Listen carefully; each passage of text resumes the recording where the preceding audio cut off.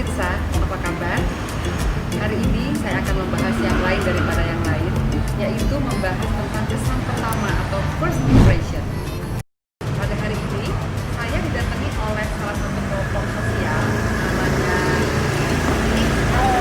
yang ingin tahu bagaimana sih first impression dokter untuk melihat pasangan atau teman dekatnya, sehingga dia bisa memilih bahwa itu adalah yang terbaik untuknya. Mungkin saya serahkan dulu kepada Anggi, mau tanya apa nih? Kita baik dong, kemana sebelumnya udah diundang di sini ya dok ya. Ya aku Anggi dari kelompok kualitas sosial. Di sini aku pengen ke dokter Nenden dulu mau Boleh. Ya dokter Nenden, buat dokter Nenden sendiri apa sih yang dilihat atau dicari untuk memilih pasangan yang terbaik buat kita Ya, buat kita ya. Oke, saya mungkin karena kebetulan viewer saya di sini kebanyakannya remaja wanita antara umur 16 sampai 24, mungkin saya diutamakan untuk mereka ya jawaban saya. Jadi first impression yang pertama kita lihat harusnya pertama adalah groomingnya. Grooming itu adalah penampilan. Bagaimana seseorang bisa merawat dirinya, bisa memelihara dirinya itu belum. Jadi kalau menurut saya kita harus melihat penampilan itu dari mulai ujung rambut sampai ke ujung kaki. Ya, kebetulan saya kan di bidang kulit dan kelamin. Nah, jadi kita harus tahu bagaimana sih perawatan rambut yang baik. Jangan rambutnya lepek, bau, berketombe. Muka juga bagaimana tidak berminyak ya, atau juga tidak berjerawat, apalagi bolong-bolong. Nah, harus ada perawatan seperti itu. Atau mungkin jangan terlalu juga berlebihan. Seorang wanita berlebihan juga perawatannya juga kita nggak nyaman. Mukanya merah, melupas juga nggak nyaman. Bagaimana juga mungkin badan. Jadi yang pertama adalah tentunya bau badan. Jangan sampai kita ada bau badan. Sampai kaki, jangan bau kaki, kuku, jangan sampai kukunya panjang-panjang, apalagi hitam ya. Jadi betul-betul dijaga kesehatannya. Karena penampilan yang baik tentu mencerminkan kepribadian yang baik. Ya, jadi bukan hanya penampilan itu saja, tapi berkepribadian yang baik. Jadi harus lurus dan juga santun. Dan kita tentunya harus berpenampilan disesuaikan dengan lingkungan kita. Di mana kita lingkungan berada. Jangan salto istilahnya salah kostum. Seperti itu ya. Kita bisa melihat seperti itu. ya dokter ya sih ya maksudnya memang kayak gitu ya dok ya. Terus aku juga mau nanya lagi dok, tapi kayaknya ini penting ya, apalagi kalau anak kecil sekarang ya kadang-kadang pas kita pacaran itu sebelum menikah Oleh murah gitu ya kan. ini kan dokter kan memang ahlinya ya, dokter SPK dengan dokter kelamin boleh dijelasin? Ya boleh. Saya tidak bisa berbicara agama ya, tapi saya dari memang yang terbanyak saat ini melakukan hubungan itu dianggap lumrah bagi mereka. Banyak mereka melihat kesan pertama itu berdasarkan itu sex appeal ya. Nah itu yang sebetulnya sangat tidak dibolehkan karena memang yang namanya melakukan seks harus seks yang aman. Seks yang aman itu artinya melakukan yang dengan pasangan yang halal. Ya. Usahakan, jadi memang sebaiknya ya dia harus menikah. Nah, dia harus bisa menahan diri, berpuasa, melakukan hal itu. Karena untuk apa-apa, kalau orang sudah berganti dari pasangan, tentu akan beresiko tinggi. Penyakit kelamin yang kita takutkan adalah penyakit yang tidak bisa disembuhkan. Artinya penyakit kecil. Tapi kalau penyakit-penyakit yang lainnya, memang masih bisa disembuhkan, tetapi membutuhkan perawatan. Contoh, BPO, ya, karena itu bisa menyebabkan kemandulan. Sifilis, juga bisa menyebabkan kematian. Bisa neurosis, bisa kardiologis, kalau sudah tadi berlanjut. Lalu juga ada penyakit-penyakit yang lebih ringan, misalnya kayak pneumonia pada perempuan, itu karena keputihan. Nah itu juga akan mengganggu jadi bau, ya, tidak nyaman, gatal, keputihannya berwarna bau kuning, hijauan. Juga penyakit-penyakit jamur.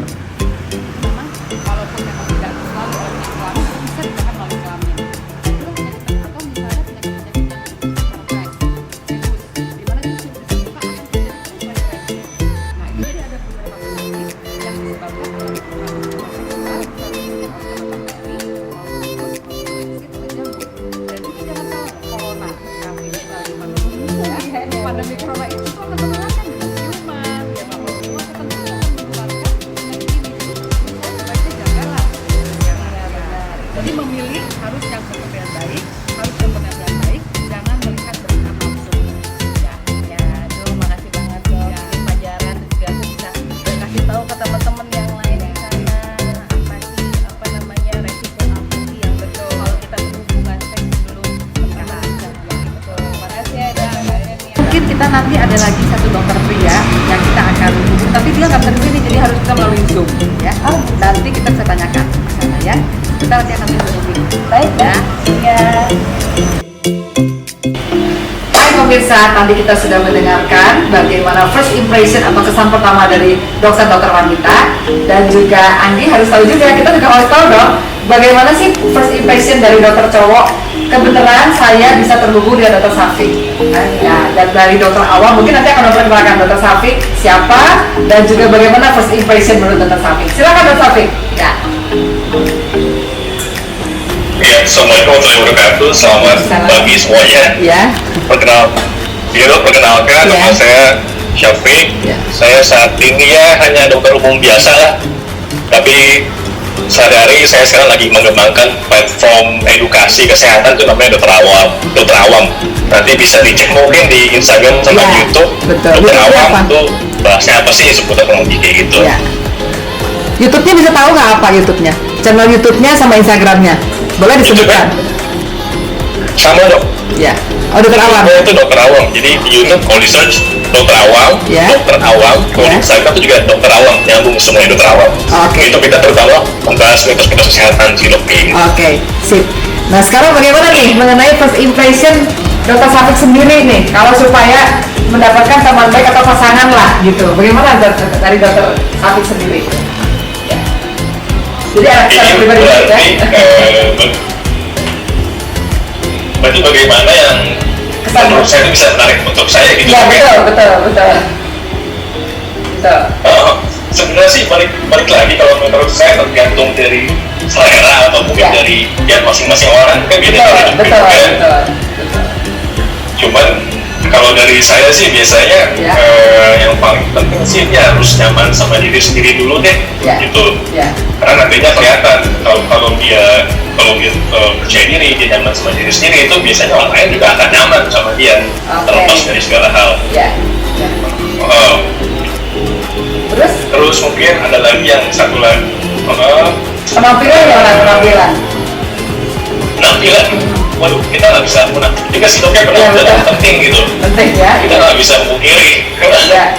Ya. Penampilan sih penting, maksudnya mungkin nggak harus yang maksudnya cantik-cantik kayak artis, karena kalau kita mencari yang cantik maksudnya itu pasti akan ada seorang lebih cantik. Ya. Misalnya cowok selalu akan ada yang lebih ganteng kayak gitu kan dok. Ya, Tapi betul. paling nggak tunjukkan bahwa dia itu mampu merawat dirinya sendiri lah, Ya. penampilan rapi. Betul. Grooming ya. Atau grooming dok, betul. Atau mungkin kalau misalkan dia anaknya yang seniman kan mungkin agak mungkin agak kita bilang kreatif atau sebagainya Iya. macam ya. Iya. Jadi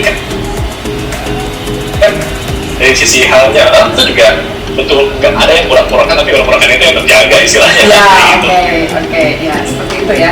Kalau Dokter Fafi setuju nggak kalau penampilan itu dengan sikap itu berbanding lurus? Jadi kalau orang berpenampilan baik, sikapnya juga secara langsung akan baik gitu. Bisa nggak ya artikan seperti itu kalau menurut Dokter Fafi? Nah, menurut saya sih, ya sih dok, itu kayaknya psikologis deh. Ya. Walaupun terlepas dari kosmetik kan psikologis. Jadi kalau saya rasa, kalau kita melihat orang yang berpenampilan rapi, pasti secara subconscious tuh kita merasa orang ini kayaknya polite deh, sopan, maksudnya dalam pernikahan tuh baik gitu. Betul ya. Nah, tapi mungkin untuk jangka panjangnya sih saya rasa nggak selalu kayak gitu. Ya, tapi awal untuk kesan pertama mungkin seperti itu ya, kesan pertama ya. Ya. Betul dok, Ya. kesan pertama penting, betul. Ya. Nah itu kan kalau Dokter Safik melihat lawan jenis kan. Sekarang bagaimana Dokter Safik sendiri supaya orang melihatnya tertarik pada Dokter Safik sendiri itu gimana tuh? Supaya cewek suka sama Dokter Safik. Apa nggak yang dilakukan Dokter Safik supaya first impression diri kita itu sekarang ya? Waduh, Ya. ini kalau dari pengalaman saya gitu Ya kayak nggak apa-apa. kalau dari paling tadi sama sih dok, yang penting saya itu harus comfort sama diri saya sendiri dulu. Saya harus percaya diri sama diri saya sendiri dulu. Pasti kan maksudnya perempuan tuh mencari laki-laki yang pasti bisa mengayomi, yang maksudnya dia bisa tuh mapan lah segala macam, Ya. dewasa segala macam. Ya. Nah, saya juga harus bisa mengayomi diri saya sendiri dulu. Jadi saya harus merasa nyaman sama diri saya sendiri dulu. Ya. Nanti biasanya mereka tuh pasti bisa melihat kok manusia tuh, wanita tuh maksudnya ini laki ini mungkin dia merasa insecure mulu nih, tapi Ya. yang ini tuh dia pede kayaknya konten sama diri dia sendiri kayak Ya. gitu. Oke, gitu ya. Nah, ini kebetulan kan viewernya banyak kan cewek nih. Nah, kali-kali nanti ada yang, nanti kali-kali ada yang masuk ke Safik juga nih. Nah, sekarang kira-kira tipsnya apa tuh? Tipsnya untuk perempuan supaya dia first impression dari setiap laki-laki itu nampaknya oke gitu. Gimana tuh first impressionnya? Oke. Ya. Menurut, jadi terlepas tadi yang udah saya sempat sharing juga loh, Ya. yang kedua saya belum saya sebutin mungkin ya jadi diri sendiri aja deh. Maksudnya kalau memang dari awal merasa dirinya itu mungkin kayak apa ya, kayak selengean, Ya. ya udah jadi selengean aja. Kalau mungkin posisi emang dia merasa malu-malu, ya udah nggak perlu merasa malu sama hal itu. Karena setiap laki-laki itu akan menilai wanita tuh berdasarkan pilihan dia sendiri juga gitu loh. Oke, ya, betul. Jadi kelihatannya kalau menurut saya simpulkan sih dari pandangan walaupun kita sebagai dokter di sini, kayaknya secara umum sih hampir sama ya semuanya ya. Walaupun kenapa saya khusus mengambil dokter karena saya mau melihat dari sisi dokter itu bagaimana kalau first impression. Tapi ternyata kalau saya lihat sih kayaknya hampir semua walaupun bukan dari bidang dokter, kayaknya hampir semua seperti itu ya untuk first impression ini. Ya, betul. Terima kasih nih Dr. Safik nih. Saya udah benar-benar dapat cerita dari Dr. Safik ini semua ya. Mungkin nanti kita bisa sambung lagi dengan materi kesehatan lainnya. Ya, gitu ya Dr. Safik ya. Apa ada yang titipan nggak? Ada pesan nggak Dr. Safik? Apalagi dari masa pandemi ini, apa ada titipan sedikit? Ya, untuk supaya orang kan di rumah melulu gitu. Kira-kira apa nih? Supaya tetap bisa, kalau Dr. Safik mungkin punya pasangan atau sudah mempunyai pasangan, bagaimana tetap terjaga dengan pasangannya dalam keadaan pandemi ini kan nggak pernah ketemu nih, gimana nih? Aduh, kalau saya sendiri sih saat ini kalau status sih belum ada dok ya kalau status. Oh gitu ya, oke ya. Cuma yang paling penting kalau pandemi sih aktivitasnya tuh kayak gini, kita juga beraktivitas gitu walaupun Ya. video call. Betul. Terisi lah hari-harinya biar nggak bosan gitu. Ya. Berarti nanti setelah pandemi saya doakan ya, Dr. Safik mempunyai jodoh yang pas untuk Dr. Safik sendiri ya. Baik, terima kasih Dr. Safik. Ya, terima kasih ya. Dan bagi pemirsa, tolong nanti di subscribe YouTube-nya Dr. Safik, yaitu Dokter Awam, disambung ya. Ya. Dan nanti juga dikasih komen juga. Baik, terima kasih Dr. Safik. Kita ketemu lagi di acara yang lain lagi ya. Terima kasih. Ya. Nah, tadi kita sudah dengar dari Dr. Pria bagaimana first impressionnya ya untuk menarik ataupun tertarik ya. Nah sekarang udah ada dari psikolog Mbak Joyce yang akan menjelaskan secara betul-betul psikologis gimana sih first impressionnya itu. Boleh kasih pengantar dulu nih Mbak Joyce untuk first impression gimana yang benar gitu ya. Ya, halo dokter-dokter yang ada di sana, apa kabar? Sebenarnya kalau kita ngomong soal kesan pertama ya, itu nggak lama. Orang punya penglihatan untuk kesan pertama itu paling lama juga 5 detik sebenarnya. Ya. Nah, kesan pertama itu dilihat dari mana? Jadi kalau kita sama halnya dengan kita menerima informasi, semuanya kan dari panca indera. Ya. Jadi karena kesan pertama pasti yang dilihat katanya dari mata, gitu ya. Ya, dari mata ke hati. Ya. Namun sebenarnya semua panca indera itu ikut terlibat dalam kesan pertama. Ya. Ada 3 aspek yang bisa dilihat. Pertama adalah aspek visual. Visual itu apa yang tampak oleh mata. Jadi kalau kita lihat begitu banyak orang, ya, kita bisa memfokuskan satu orang tertentu gitu. Itu karena visual. Yang kedua itu karena vokal, suara.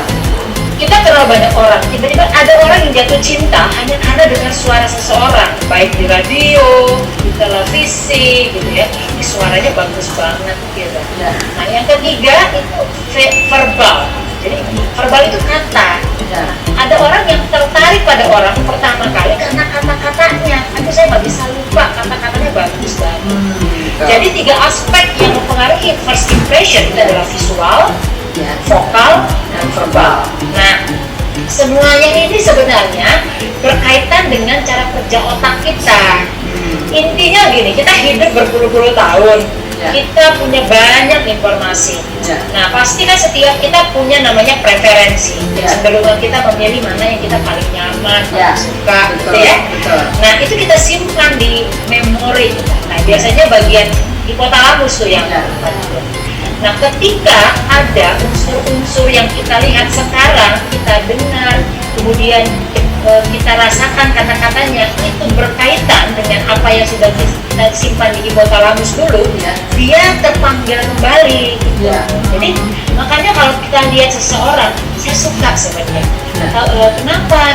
Dari cara ngomongnya, anaknya, misalnya begitu. Betul. Nah, cara ngomong ini sudah pernah tersimpan di hipotalamus sebenarnya.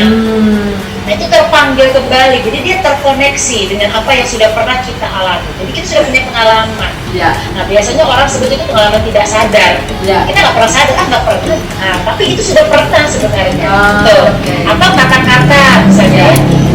Atau kalau juga kata-kata dia seperti kata-kata bapak saya. Oh, itu betul. berfungsi jadinya pengalaman, Betul. memori. Betul. Jadi kita punya rasa suka, belum cinta ya, dia Ya. masih suka, Betul. tertarik karena hal tersebut. Itu Betul, betul ya.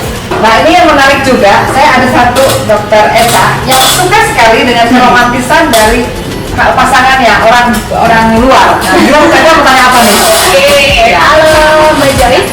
Apa sih bedanya keromantisan orang asing dengan orang Indonesia? Ya, romantis banget soalnya.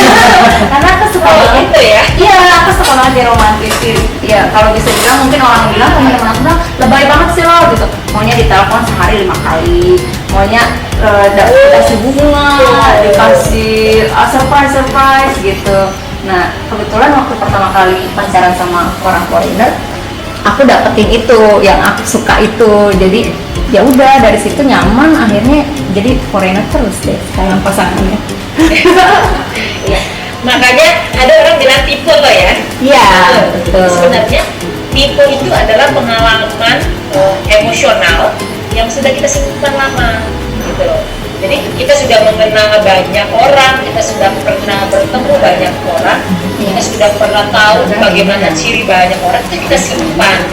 Kembali lagi, karakter kita kan berpengaruh. Jadi biasanya setiap orang punya intensitas untuk menentukan mana yang paling cocok dengan karakternya, mana yang paling memenuhi kebutuhannya, mana yang paling sesuai dengan kepentingannya. Nah, itu sudah dikumpulin.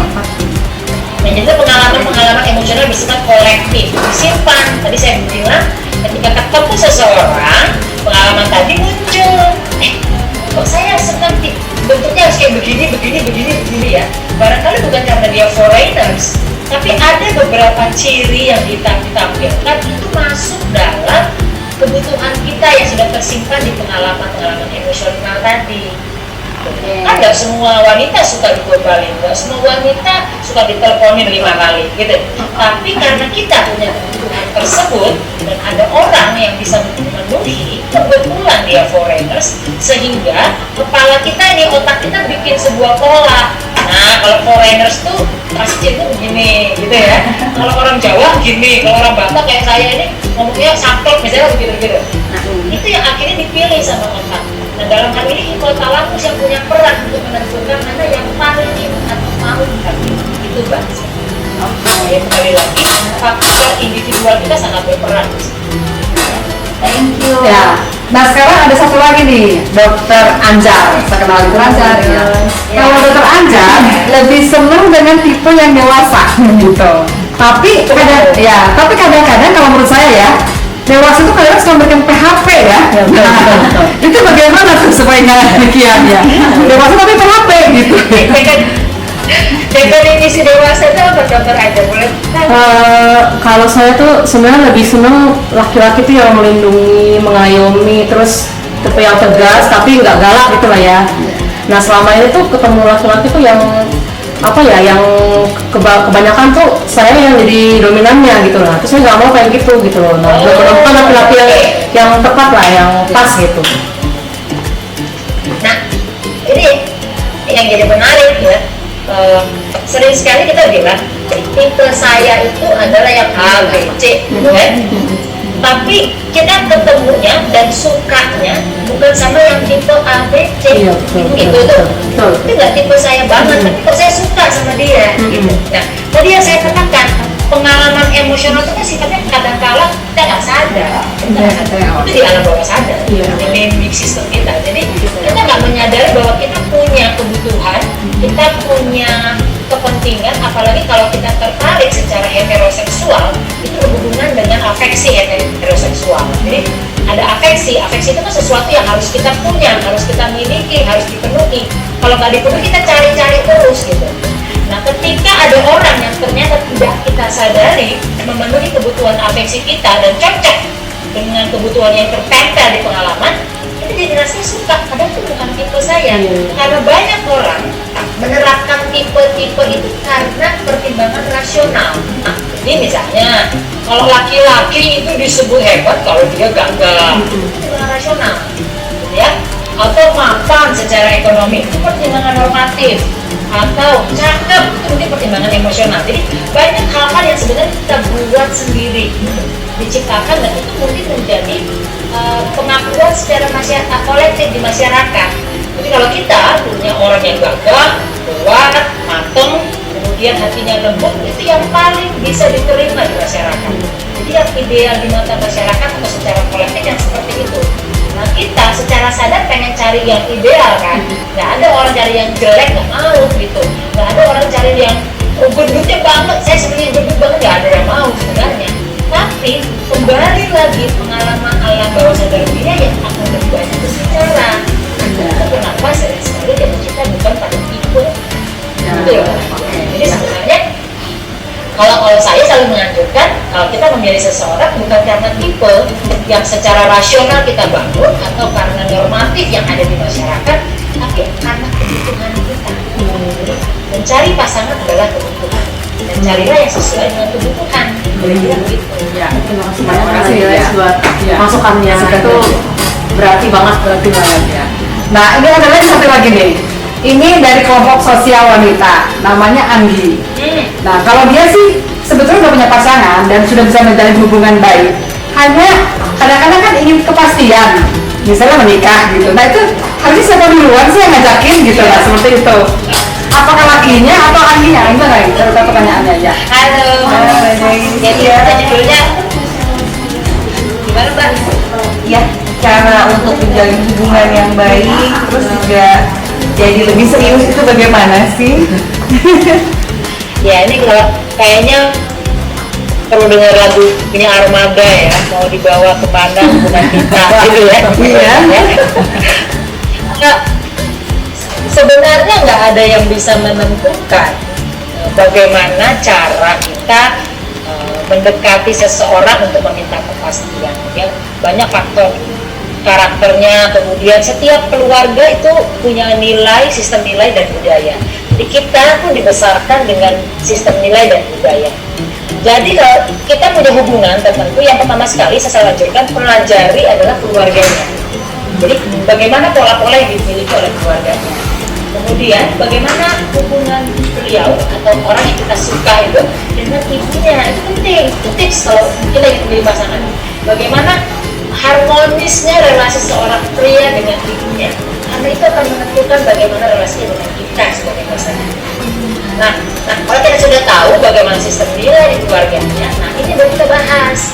Jadi biasanya kita selalu tanya di keluarga kamu itu bentuk pacaran itu diperbolehkan apa tidak, berapa lama, kira-kira kalau disetujui orang tua kamu harus bagaimana ciri-cirinya, ini kita sepakati.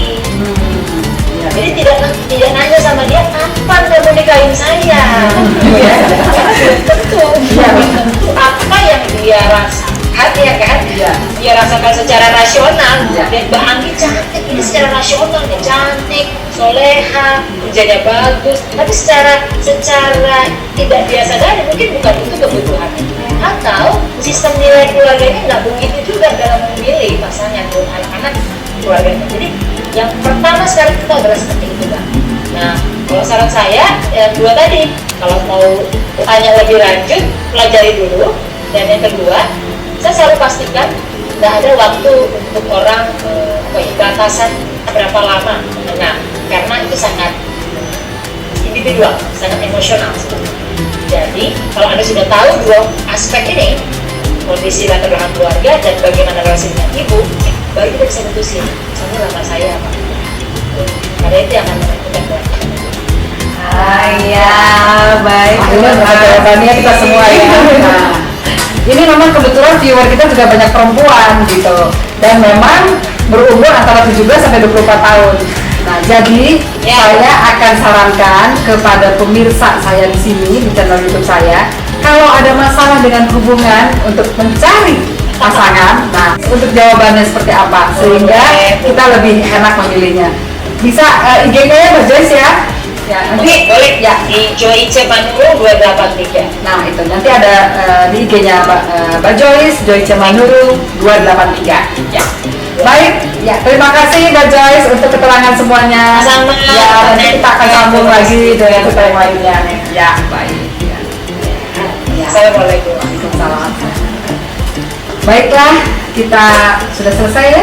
Bisa tahu semua ya, gitu ya semuanya. Mungkin silakan subscribe di loncengnya juga dan share untuk minta komen-komennya seperti apa. Terima kasih. Dadah.